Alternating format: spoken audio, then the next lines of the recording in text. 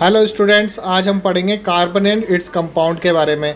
ये chemistry book का chapter है, carbon and its compound chapter 4।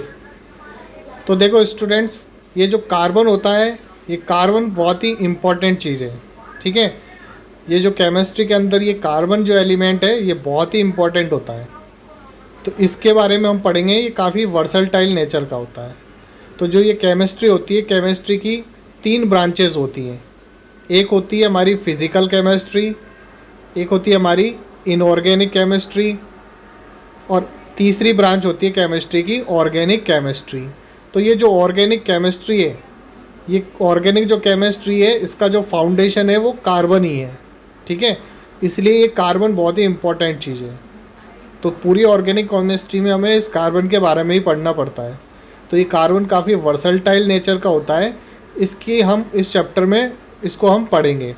ठीक है, तो इसको स्टार्ट करेंगे हम कार्बन से, और कार्बन से क्या क्या कंपाउंड्स बनते हैं, ये सब चीज़ें भी इस चैप्टर में आएंगी। क्लियर है? तो लिस्ट देख लेते हैं टॉपिक्स की, हम इस चैप्टर में क्या क्या पढ़ने वाले हैं। तो हम पढ़ेंगे सबसे पहले introduction to organic chemistry and compounds, introduction to carbon, special property of carbon, hydrocarbon and its classification, saturated and unsaturated compound with reactions, functional group and their properties, soaps and detergents. इन सब के बारे में हम इस chapter के अंदर पढ़ने वाले हैं। ठीक है, ये काफ़ी इम्पॉर्टेंट चैप्टर है और ये आने वाली केमिस्ट्री में भी काफ़ी इम्पॉर्टेंट है। ठीक है, तो in this chapter we are going to study about organic compounds. जिस ब्रांच में हम ऑर्गेनिक कंपाउंड्स को पढ़ते हैं उसी को ऑर्गेनिक केमिस्ट्री कहते हैं।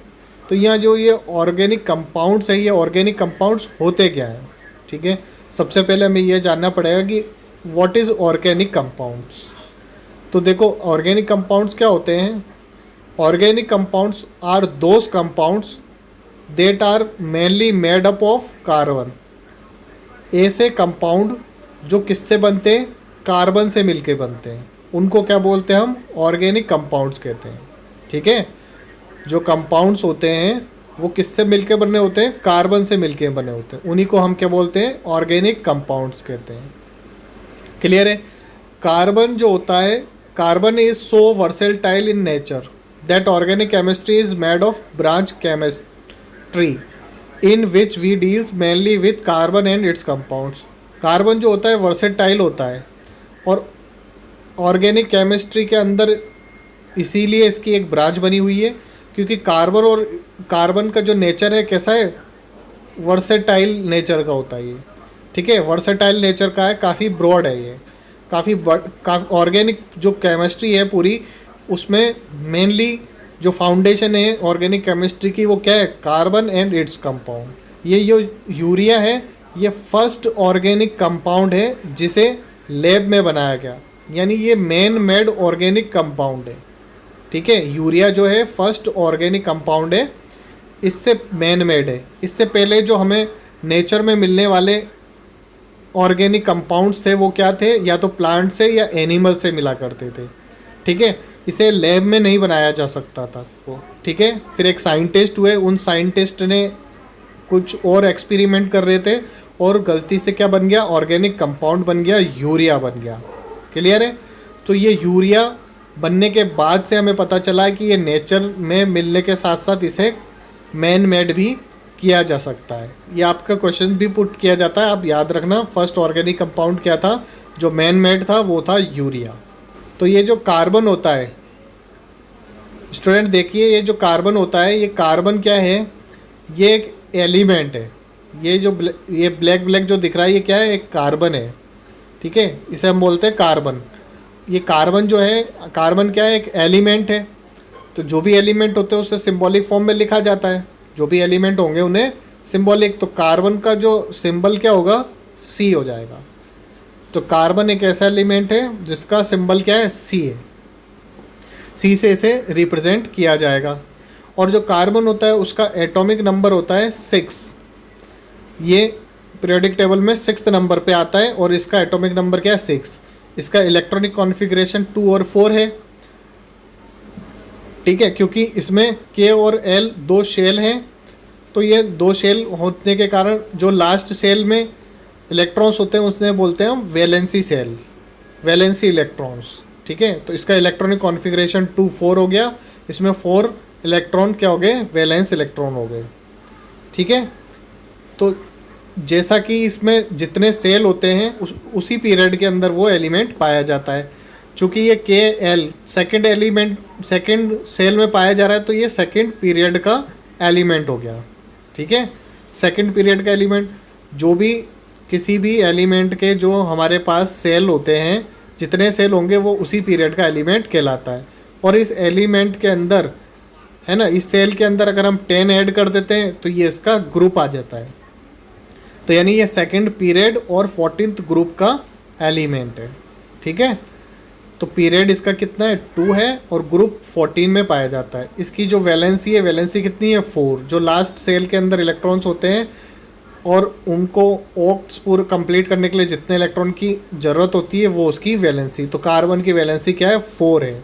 या तो ये 4 इलेक्ट्रॉन ले सकता है और 4 इलेक्ट्रॉन दे भी सकता है अपने ऑक्ट्स को कंप्लीट करने के लिए। तो इट्स वैलेंसी इज़ ऑल्सो 4, इसलिए इसकी वैलेंसी क्या है, 4 है ना। तो ये गेन और लूज कुछ भी कर सकता है इलेक्ट्रॉन अपने अंदर से। ठीक है, तो ये था हमारा इंट्रोडक्शन ऑफ कार्बन। इसको एक बार और लिख लेते हैं हम। कार्बन को सिंबल 6 से प्रेजेंट करते हैं, एटॉमिक नंबर 6 है, इसका इलेक्ट्रॉनिक कॉन्फ़िगरेशन 2 और 4 होता है ना। यानी इसका जो सेकंड सेल है उसे हम L से लिखेंगे। L के अंदर 4 इलेक्ट्रॉन्स होते हैं, 4 इलेक्ट्रॉन्स है।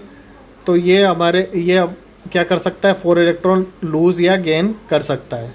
ठीक है, कार्बन के अंदर 2 सेल हैं, तो ये सेकंड सेल होने के कारण ये सेकंड पीरियड में ही पाया जाएगा। तो इसका पीरियड क्या हो गया, सेकंड पीरियड में होता है। और इसमें अगर 10 ऐड कर देंगे तो ये ग्रुप में बन जाएगा। तो इसका 10 और 4 कितने हो गए, 14। तो इसका ग्रुप नंबर क्या है, 14 है। इसकी वैलेंसी कितनी है, इसकी वैलेंसी 4 है। चलिए अब देखते हैं हम स्पेशल प्रॉपर्टीज ऑफ कार्बन। अब हमारे दिमाग में क्वेश्चन एक आता है कि ये जो कार्बन होता है, ठीक है, ये वर्सेटाइल है। तो ये वर्सेटाइल नेचर का क्यों होता है, ये वर्सेटाइल कैसे है, क्यों है ना। तो इसके लिए मैं आपको एक एग्जांपल लेता हूँ। जैसे कि मैं आपसे बोलूँ अमिताभ बच्चन जो है एक वर्सेटाइल नेचर का है। क्यों, क्योंकि वो कई तरह के रोल, हीरो भी बन जाता है, विलेन भी बन जाता है, कभी दादाजी भी बन जाता है, कभी पिताजी। तो हर रोल को वो अपने अलग तरीके से निभा सकता है। सेम इसी तरह से जो कार्बन होता है ये भी वर्सेटाइल होता है, ये भी खुद को कई तरह से कई तरह की इसमें प्रॉपर्टीज़ पाई जाती हैं। कुछ इसमें स्पेशल प्रॉपर्टीज़ होती हैं, उसी के कारण ये जो कार्बन है वो क्या होता है, वर्सेटाइल नेचर का होता है। क्लियर है। तो कार्बन क्या की नेचर कैसी है, वर्सेटाइल नेचर है। ठीक है, इसके अंदर क्या है, कुछ स्पेशल प्रॉपर्टीज़ हैं। इसकी जो स्पेशल प्रॉपर्टीज़ हैं उसी को हम पढ़ेंगे।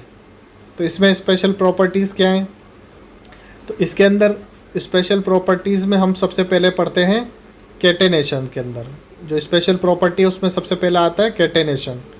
तो कैटेनेशन क्या है, इसको पढ़ते हैं। तो catenation, it is the self linking property of carbon. It links with its own kind of atoms giving rise to long chain that are branched or ring or can be straight। जो ये carbon होता है ये एक लंबी chain के रूप में जुड़ सकते हैं। ये जो कार्बन होते हैं एक दूसरे से लंबी चेन में या तो स्ट्रेट चेन में जुड़ सकते हैं, या ये इस तरह से ब्रांच फॉर्म में जुड़ सकते हैं, या फिर ये क्या कर सकते हैं, ये क्लोज चेन भी बना सकते हैं। ठीक है, तो जो कार्बन से स्ट्रेट भी जुड़ सकता है, ब्रांच में जुड़ सकता है और क्लोज चेन भी बना सकता है। ठीक है, तो ये जो इसकी स्पेशलिटी है इसी को हम कहते हैं कैटेनेशन। ये कार्बन से कार्बन एक लंबी चेन बनाता है। ये कार्बन में मैक्सिमम 100 कार्बन भी हो सकते हैं। ठीक है, तो ये एक लंबी चेन बना सकता है, और वो जो चेन बनती है उनकी क्या होती है, वो या तो लॉन्ग चेन हो सकती है, ब्रांच हो सकती है, या रिंग हो सकती है, या स्ट्रेट हो सकती है। ठीक है, जैसा कि ये आपको पिक में दिख रहा है, डायग्राम में आपको दिख रहा है, ये long chain of carbon atoms है ना, इसी को हम कहते हैं कैटेनेशन। तो ये कार्बन के अंदर एक स्पेशल प्रॉपर्टी हुई कैटेनेशन की। क्लियर है, समझ में आया कैटेनेशन क्या है।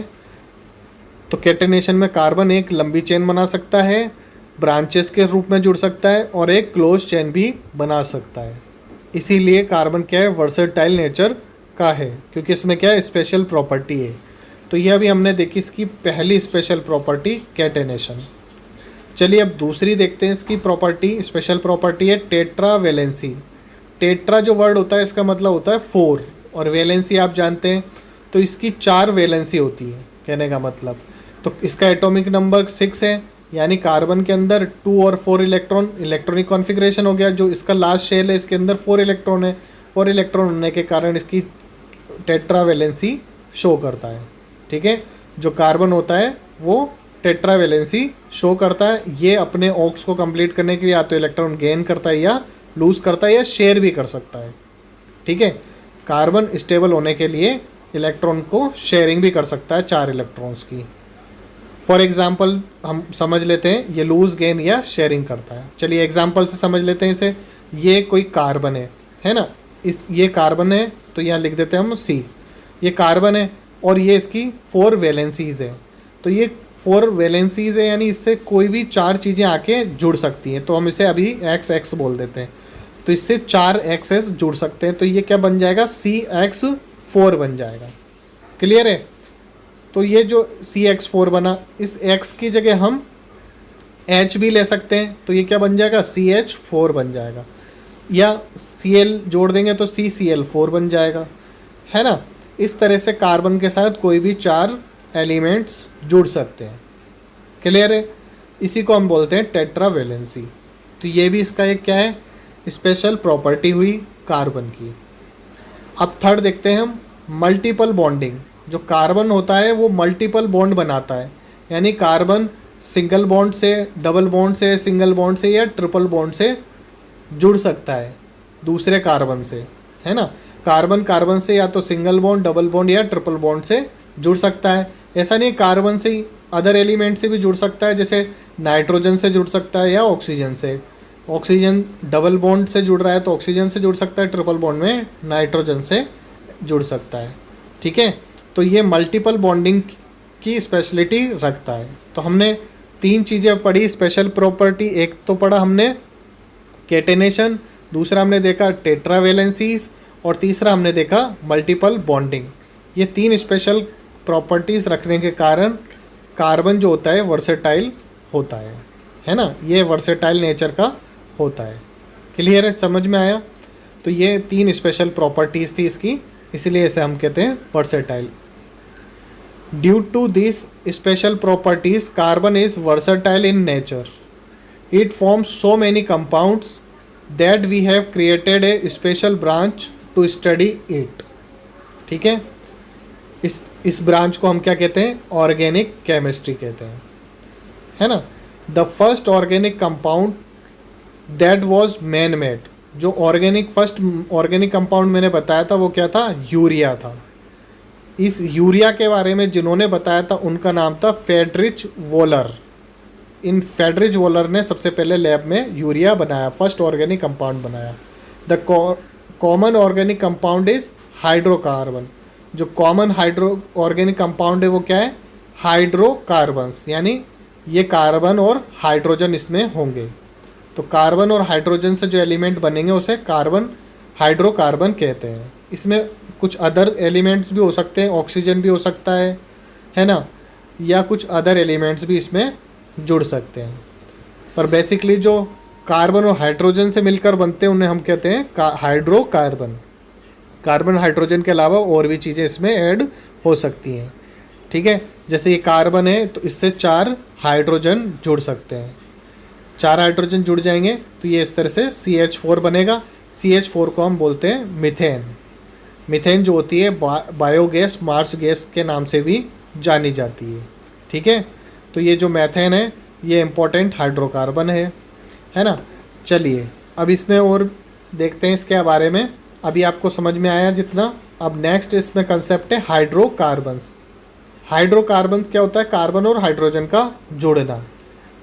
जब कार्बन कंपाउंड्स के साथ हाइड्रोजन जुड़ जाता है या इसके साथ दूसरे एटम्स भी ऐड हो सकते हैं तो उसे हम बोलते हैं हाइड्रोकार्बन। जैसे इसमें ONS, ऐसे कोई दूसरे एटम्स भी क्या हो सकते हैं, ट्रेस हो सकते हैं, है ना।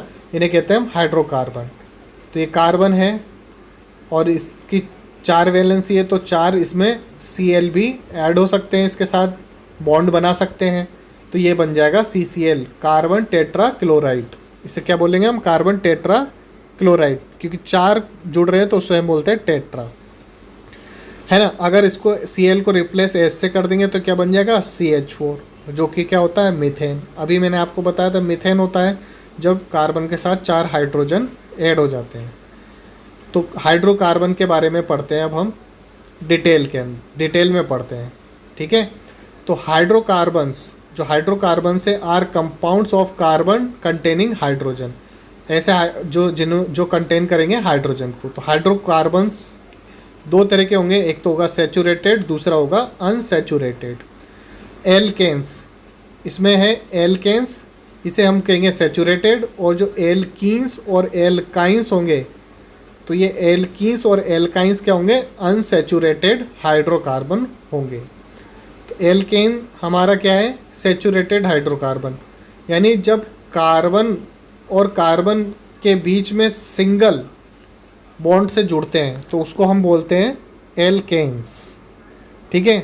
जबकि डबल बॉन्ड से जुड़ते हैं तो एल्कीन्स, और ट्रिपल बॉन्ड से एल्काइन, ठीक है। जब 2 कार्बन के बीच में क्या आ जाए, सिंगल बॉन्ड, ये 2 से ज़्यादा भी कार्बन हो सकते हैं, सब सिंगल बॉन्ड से ऐड होंगे, ज्वाइन हो रहे होंगे, तो उसको क्या बोलेंगे हम, एल्केन्स बोलेंगे, एल्केन। और अगर कार्बन डबल बॉन्ड या ट्रिपल बॉन्ड से जुड़ रहे हैं तो वो अनसैचुरेटेड होंगे, और अगर डबल बॉन्ड है तो उसे हम एल्कीन बोलेंगे, और ट्रिपल बॉन्ड है तो एल्काइन। अब ये जो डबल बॉन्ड है ये इस कार्बन की चेन में कहीं भी हो सकता है ना, कहीं भी हो सकता है, लेकिन अभी हम स्टार्टिंग में लेके चलते हैं। और ये एक चीज़ भी आपको ध्यान रखनी होगी, जो भी कोई भी एक चेन होगी उसके अंदर एक डबल बॉन्ड एक ट्रिपल बॉन्ड भी हो सकता है, ठीक है, लेकिन एक ही होगा, या तो डबल बॉन्ड ही होगा या ट्रिपल बॉन्ड ही होगा, जो कि आपकी क्लास 10th में।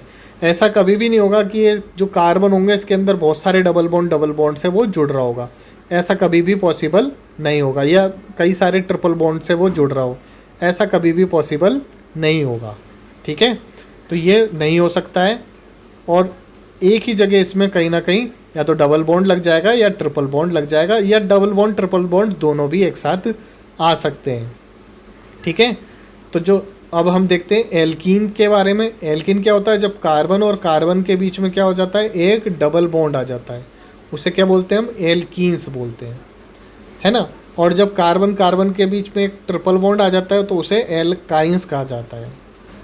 एल्केन होता है उसमें एक सिंगल बॉन्ड होता है, और कार्बन कार्बन के बीच में एक डबल बॉन्ड हो जाता है तो उसे एल्कीन कहा जाता है, और ट्रिपल बॉन्ड आ जाता है तो उसे एल्काइंस कहा जाता है। क्लियर है यहाँ तक। और एल्कीन और एल्काइन क्या होते हैं, अनसैचुरेटेड हाइड्रोकार्बन कहलाते हैं। क्लियर है। तो हमने अभी एल्कीन और एल्काइन के बारे में देखा, सिंगल बॉन्ड, डबल बॉन्ड और ट्रिपल बॉन्ड के बारे में हमने अभी थोड़ा सा समझा। अब देखिए जो एल्केन होता है, ये एल्केन जो है इसके अंदर हमें सफिक्स जुड़ता है, तो इसमें एन सफिक्स जुड़ता है। जो भी नाम होगा उसके लास्ट में एन लग जाएगा। सफिक्स का मतलब लास्ट में जो ऐड होगा उसको बोलते हैं हम एन। एल्केन में क्या जुड़ेगा, एन जुड़ जाएगा। क्लियर है।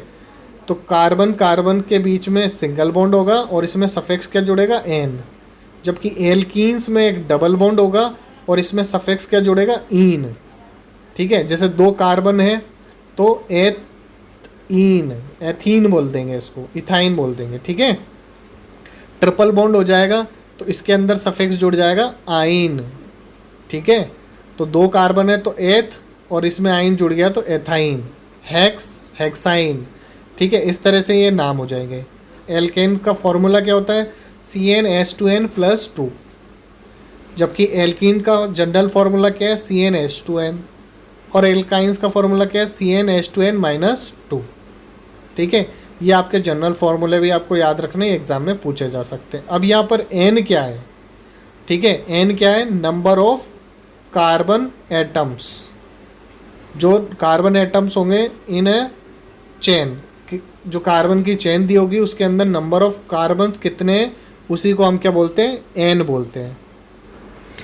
चलिए स्टूडेंट्स देखते हैं वो एल्काइंस के बारे में। हमने एल्काइंस के बारे में देखा था, 2 कार्बन या ज़्यादा कार्बन होते हैं, उनके बीच में सिंगल बॉन्ड होता है ना, सिंगल बॉन्ड से जुड़े रहते हैं ये सारे कार्बन्स, उसको क्या बोलते हैं हम, एल्केन्स बोलते हैं।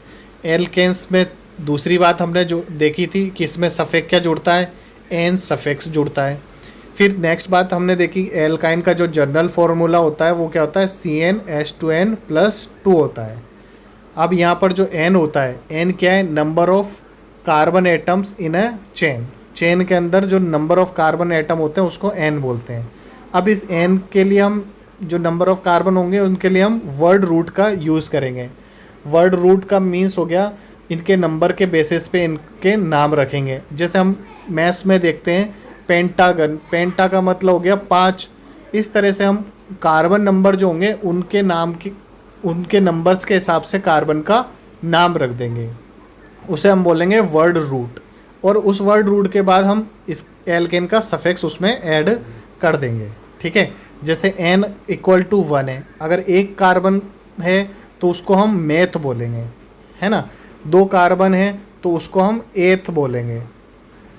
और अगर कार्बन n की वैल्यू 3 है, 3 कार्बन है, सपोज किसी चेन के अंदर 3 कार्बन है तो उसे हम प्रोप बोलेंगे।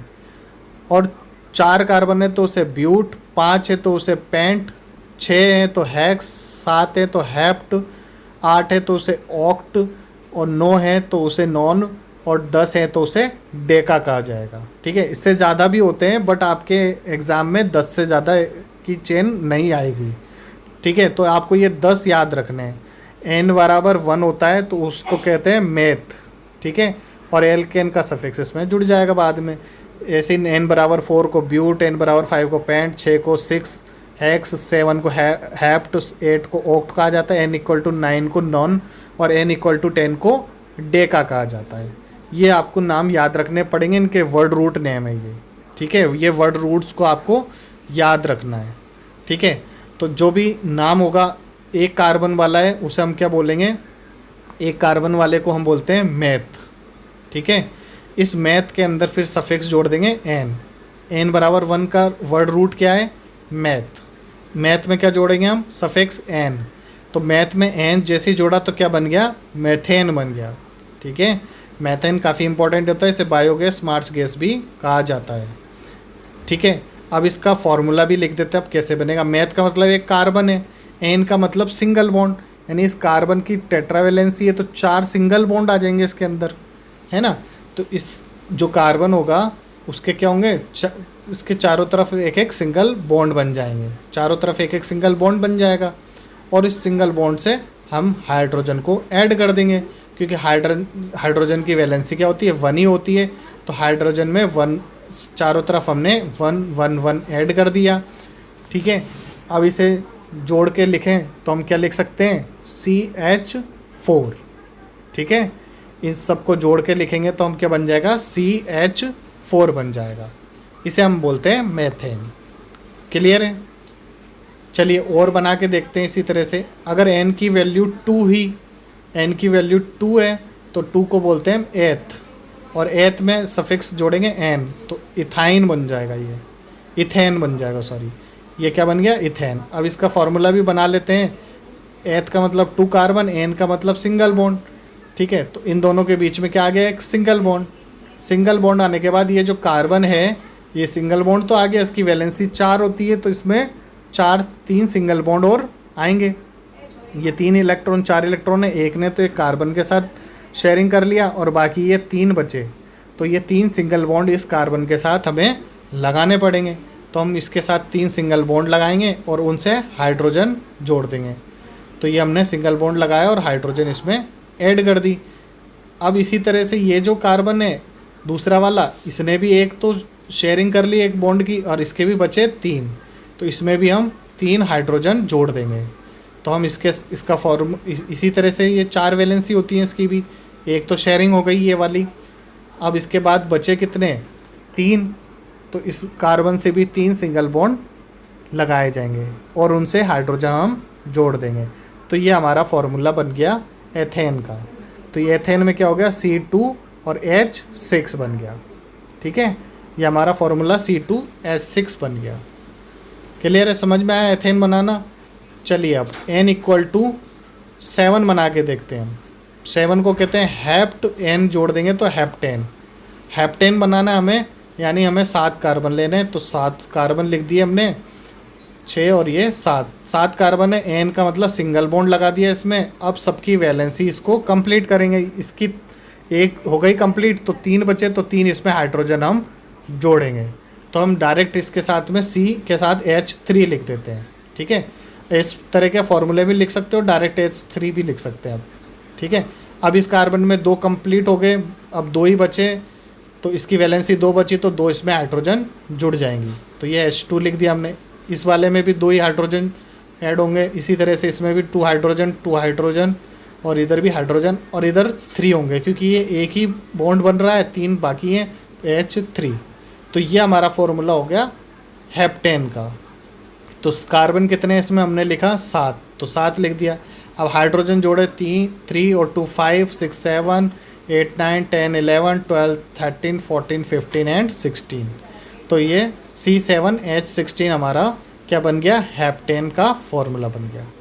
अब जो ये हेप्टेन बना या एथेन बना या मेथेन बना, इसको हम जनरल फार्मूले से भी चेक कर सकते हैं कि जो हमने बनाया वो सही है या गलत है।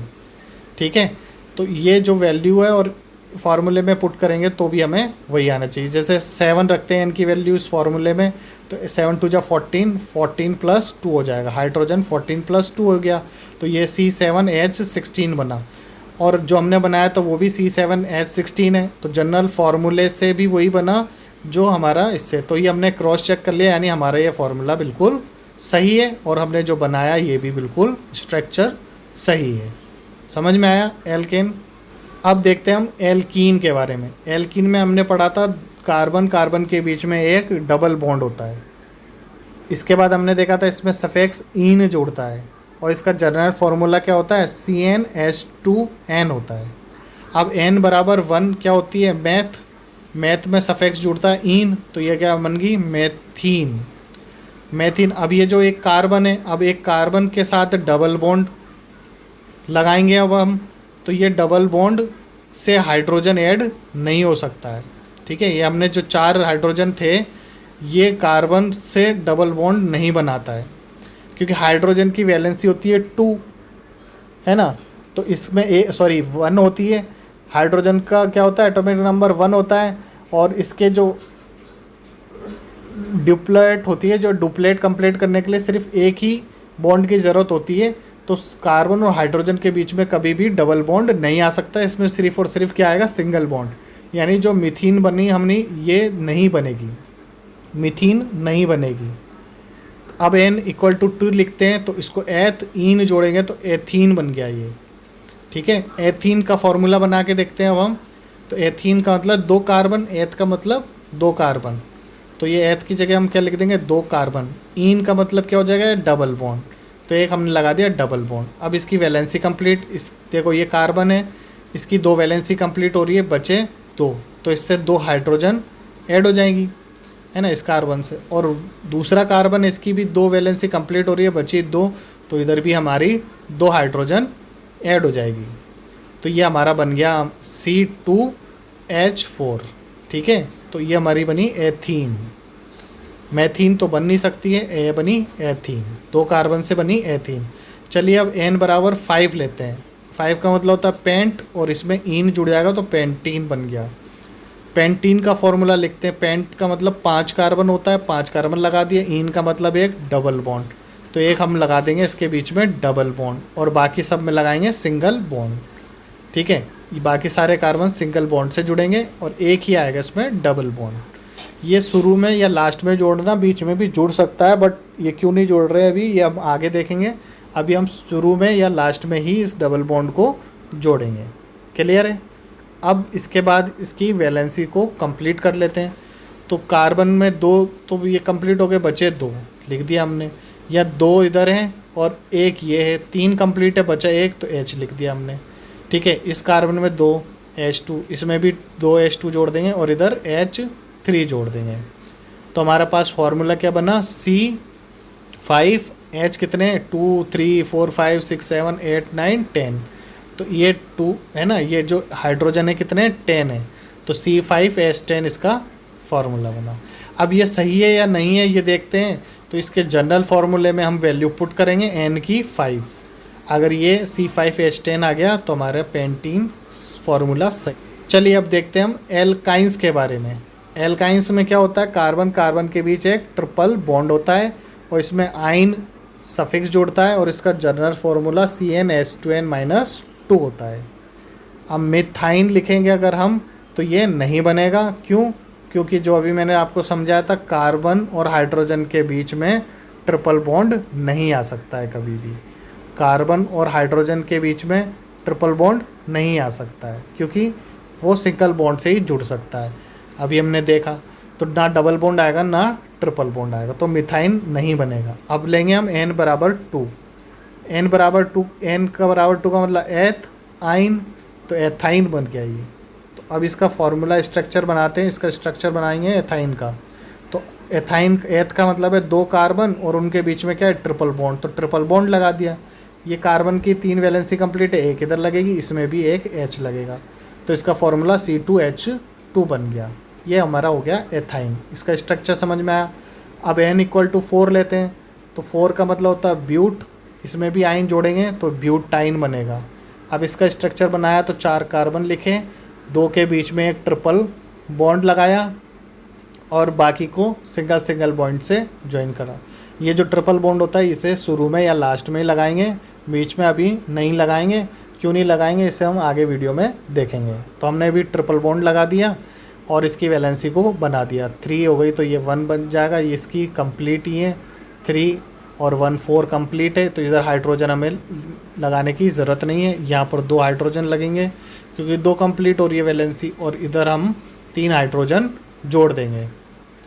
तो ये देखो ये क्या बन गया हमारे पास, C4 और H कितने हो गए, H हो गए हमारे 6 हो गए। ठीक है, इसे भी हम जनरल फार्मूले से क्रॉस चेक कर सकते हैं। n की वैल्यू हम 4 पुट कर देंगे और इसको सॉल्व करेंगे तो ये C4H6 आ गया। तो हमारा ये फार्मूला स्ट्रक्चर सही है, ये फार्मूला हमारा एग्जैक्ट सही है। समझ में आया एल्कीन, एल्केन, एल्कीन और एल्काइंस के बारे में क्लियर है। एल्कीन और एल्काइन में 1 कार्बन नहीं बनता है, 2 कार्बन से हमें स्टार्ट करना पड़ता है, n बराबर 2 से स्टार्ट करना पड़ता है। ठीक है, मिथाइन, मेथीन या मिथाइन नहीं बनता है, एथाइन से स्टार्ट होता है। अब हम देखते हैं एल्काइल ग्रुप के बारे में। एल्काइल ग्रुप को हम R से रिप्रेजेंट करेंगे। एल्काइल ग्रुप होता क्या है, जो एल्केन होती है हमारी, जो हमारी एल्केन होती है, उस एल्केन में से अगर एक हाइड्रोजन हटा दिया जाएगा। ठीक है, ये मैंने कई सारी एल्केन्स लिख दी, CH4, C2H6, C3H8, C4H10। इसमें से अगर इन सभी एल्केन्स में से एक एक हाइड्रोजन हटा दी जाए, ठीक है, इन सभी में से एक एक हाइड्रोजन रिमूव कर दी जाए, तो हमारे पास जो ग्रुप बनेगा वो होगा एल्काइल ग्रुप। एल्काइल ग्रुप होगा। ठीक है, तो CH4 और इसका जो वर्ड रूट था, वर्ड रूट तो सेम ही रहेगा। ठीक है, बस एन हटके क्या लग जाएगा उसमें, आइल लग जाएगा उसमें। हम CH4 में से कार्बन हटा दिया तो क्या बन गया CH3, और इसमें एक बॉन्ड, सिंगल बॉन्ड भी हमें बनाना पड़ेगा। ठीक है, क्योंकि कार्बन की होती है 4 वैलेंसी, अगर 3 कंप्लीट होगी तो अभी 1 बची है, तो इसे हमेशा बॉन्ड लगा के छोड़ना पड़ेगा। ठीक है, क्लियर है। अब देखो एक कार्बन को कहते हैं मेथ, और आइल ग्रुप में से आइल जुड़ जाएगा तो ये मिथाइल कहलाएगा, ये मिथाइल ग्रुप हो गया। इसी तरह ये C2H6 में से कार्बन हटाया तो C2H5 बना। C2H5 2 कार्बन है और सिंगल बॉन्ड छोड़ दिया इसमें हमने, तो C2 को हम बोलते हैं एथ, और इसके लिए आइल जोड़ा तो एथाइल ग्रुप बन गया, है ना। इसी तरह से ये C3H7 बनेगा और डैश लगा देंगे, और इसको क्या बोलेंगे 3 कार्बन को प्रोप, तो प्रोपाइल ग्रुप हो जाएगा, ये प्रोपाइल ग्रुप हो गया। इसी तरह से ये ब्यूटाइल ग्रुप हो जाएगा। C4H10 में से भी एक कार्बन जाते ही C4H9 बनेगा, और इसे हम क्या बोलेंगे ब्यूटाइल बोलेंगे। ठीक है, तो हमने एग्जाम्पल देखे, मिथाइल, एथाइल, इस तरह से होते हैं ये। तो जैसे कोई भी कार्बन की चेन दे रखी है हमें, सपोज CH3 CH2 और C2H5। तो अभी हमने देखा, देखो ये C2H5 जो है ये क्या है, एथाइल ग्रुप है। तो ये एक एथाइल ग्रुप जुड़ रहा है इसके अंदर, है ना। ज़्यादा भी हो सकते हैं, एक भी हो सकता है, ज़्यादा भी। तो ये हमारा एथाइल ग्रुप हो गया। और हमने देखा CH3 क्या होता है, मिथाइल। तो ये एक मिथाइल ग्रुप भी है इसमें, ठीक है। एक मिथाइल ग्रुप है, एक एथाइल ग्रुप है। अगर इन दोनों को हम साथ में ले लेते तो ये क्या बन जाता, एथाइल ग्रुप बन जाता है। ये क्या बन जाती, एथाइल ही बन जाती। तो इसी तरह से जो कार्बन की चेन होगी, ठीक है, उसमें एक या कई एल्काइल ग्रुप हो सकते हैं। क्लियर है। चलिए अब देखते हैं हम फंक्शनल ग्रुप के बारे में। ये जो फंक्शनल ग्रुप होते हैं क्या होते हैं, इसमें ये कार्बन चेन जो हमें दी होती है उसमें ऐड होने के बाद ये उस कार्बन की प्रॉपर्टी को चेंज कर देते हैं, ठीक है। ये अकेले जुड़ते ही किसी भी कार्बन चेन के अंदर जैसे ही ये फंक्शनल ग्रुप ऐड हो जाते हैं तो ये उस कार्बन चेन की प्रॉपर्टी को पूरा चेंज कर देते हैं। उन्हें बोलते हैं हम फंक्शनल ग्रुप, ठीक है। ये फंक्शनल ग्रुप कई टाइप के होते हैं जो कि आपको लिखे हुए हैं, जैसे alcohol, alkyd, carboxylic acid, ketone या एस्टर, ठीक है। तो फंक्शनल ग्रुप कई सारे होते हैं। तो इसमें है पहला एल्कोहल, ठीक है। एल्कोहल के बारे में समझ लेते हैं हम। जैसे ये कार्बन चेन है, ये है होने में क्या है, एल्केन है। लेकिन अगर इसके साथ में अगर OH ग्रुप जुड़ जाएगा तो इस OH ग्रुप को हम क्या बोलेंगे, एल्कोहल ग्रुप, है ना। ये हाइड्रोक्सिल कहलाएगा। OH ग्रुप होगा, इसे हम कहेंगे हाइड्रोक्सिल ग्रुप। तो हम समझ जाएंगे हाइड्रोक्सिल ग्रुप किसका है, एल्कोहल ग्रुप का मेंबर है, ठीक है। तो ये हाइड्रोक्सिल ग्रुप होता है। और अब इस कार्बन चेन की जो प्रॉपर्टी थी वो सारी चेंज हो जाएंगी। क्लियर है। इसमें जो सफिक्स जुड़ेगा, है ना, हाइड्रोक्सिल के लिए जो सफिक्स जुड़ेगा वो जुड़ेगा ऑल। जो भी कार्बन का जो वर्ड रूट है उसके नाम के साथ में क्या जुड़ जाएगा, ऑल जुड़ जाएगा, ठीक है। जैसे 2 कार्बन होंगे तो एक कार्बन होगा तो मैथेनॉल, 2 होगा तो प्रोपेनॉल, एथेनॉल, इस तरह से। सेकंड ग्रुप है हमारा एल्डिहाइड ग्रुप। जब कार्बन चेन के साथ में CHO ग्रुप जुड़ जाता है, CHO ग्रुप को हम C+O सिंगल बॉन्ड H इस तरह से भी हम लिख सकते हैं। तो जब CHO ग्रुप जुड़ जाता है तो इसे हम बोलते हैं एल्डिहाइड ग्रुप, ठीक है। इसको क्या बोलते हैं हम, एल्डिहाइड ग्रुप। इसे दोनों तरह से रिप्रेजेंट किया जा सकता है, CHO और COH दोनों आपको ध्यान रखने, ये दोनों तरीके से जुड़ता है। और इसमें आगे एक बॉन्ड छूटा रहता है, ठीक है। उस बॉन्ड के आगे क्या लगेगा, एक एल्काइल ग्रुप ऐड उसमें होगा। तो इसे हम बोलेंगे एल्डिहाइड ग्रुप। क्लियर है। एल्डिहाइड ग्रुप का स्ट्रक्चर ऐसा हो सकता है और उसके आगे एक बॉन्ड लगा रहेगा, उस बॉन्ड के आगे हमेशा R जुड़ा रहेगा, यानी एल्काइल ग्रुप उसमें ऐड होगा कोई ना कोई सा। इसके लिए अब हम जो सफिक्स यूज़ करेंगे, है ना, एल्डिहाइड के लिए भी हमें सफिक्स यूज़ करना पड़ेगा। तो इसके लिए हम सफिक्स क्या यूज़ करते हैं, चलिए देखते हैं हम। तो इसके लिए हमने सफिक्स यूज़ करेंगे एल का, ठीक है। एल जुड़ जाएगा। जैसे हमारे पास होता है एन, इन और आइन, इनके साथ में क्या क्या जुड़ जाता है, इनके साथ में या तो ऑल सफिक्स जुड़ जाएगा या अल सफिक्स जुड़ जाएगा, ठीक है। इस तरह से ये जुड़ते समय ये ई हट जाएगा। इसमें से क्यों हट जाता है ई, ये और ए क्या है, वोवल्स है। वोवल्स के पहले कभी ई आता है तो वो ई हट जाया करता है ना। तो ये ई इसमें से हट जाएगा और इन वर्ड्स के साथ ऑल या एल जुड़ जाएगा। नेक्स्ट है हमारा functional group carboxylic acid. Carboxylic acid क्या होता है, COOH, ठीक है। और इसका एक सिंगल बॉन्ड आगे बना रहता है, इसको बोलते हैं हम कार्बोक्सिलिक एसिड। तो ये जो सिंगल बॉन्ड होगा किसी भी कार्बन चेन से जुड़ेगा जो एल्किलिक होगी, तो RCOOH ये इसका इस तरह से लिखा जाएगा, है ना। एल्डिहाइड और कार्बोक्सिलिक में क्या डिफरेंस, या AH और या OH है, ये इसमें छोटा सा डिफरेंस होता है, ठीक है। ये कार्बोक्सिलिक एसिड हो गया। इसके लिए हम जो सफिक्स यूज़ करते हैं उसमें हम यूज़ करते हैं ओइक एसिड, ठीक है। इसमें हम ओइक एसिड ऐड करते हैं। नेक्स्ट फंक्शनल ग्रुप है हमारा कीटोन। जो कीटोन होता है उसे हम लिखते हैं CO से। तो ये जो CO होता है इसके आगे भी हम सिंगल बॉन्ड लगाएंगे और एल्काइल ग्रुप जोड़ेंगे दोनों साइड। इस CO से दोनों साइड एक एल्काइल ग्रुप जुड़ा रहता है ना। इसको हम इस वाले तरीके से भी देख लेते हैं। नेक्स्ट तरीके से हम कैसे लिखते हैं इसको, कीटोन को। तो कीटोन को लिखने के लिए RC डबल बॉन्ड O फिर सिंगल बॉन्ड R। इस CO के दोनों साइड क्या है, RR जुड़ा होता है। इसके लिए हम ऑन इसमें हम सफिक्स जोड़ते हैं, ये वन नहीं है, ऑन है, याद रखना। नेक्स्ट फंक्शनल ग्रुप है हमारा एस्टर। एस्टर क्या होता है, RCOO और फिर इसके बाद जुड़ता है हमारा R, है ना, RCOOR। ये जो सेंटर में होते हैं CO इन O, इसके बाद शुरू में लास्ट में क्या होता है R, एल्काइल ग्रुप लिखा होता है। इसको भी इस फॉर्म में देख लेते हैं, RC डबल बॉन्ड O फिर इसके बाद एक O और आता है, उसके बाद R जुड़ता है। तो ये हमारा एस्टर का फंक्शनल ग्रुप हो गया। ठीक है, इसके लिए हम OAT वर्ड जोड़ देते हैं। इसमें सफिक्स क्या जोड़ते हैं हम, OAT सफिक्स ऐड करते हैं। तो ये हमारे कुछ इंपॉर्टेंट फंक्शनल ग्रुप्स थे। सबसे पहले आप इस फंक्शनल ग्रुप्स को के स्ट्रक्चर को इनको लिखना सीखिए, और जब आप इनको लिखना सीख जाएंगे अच्छे से तो मैं आपको नेक्स्ट वीडियो में इन फंक्शनल ग्रुप से बनने वाली कार्बन चेन के नाम लिखना आपको सिखाऊंगा।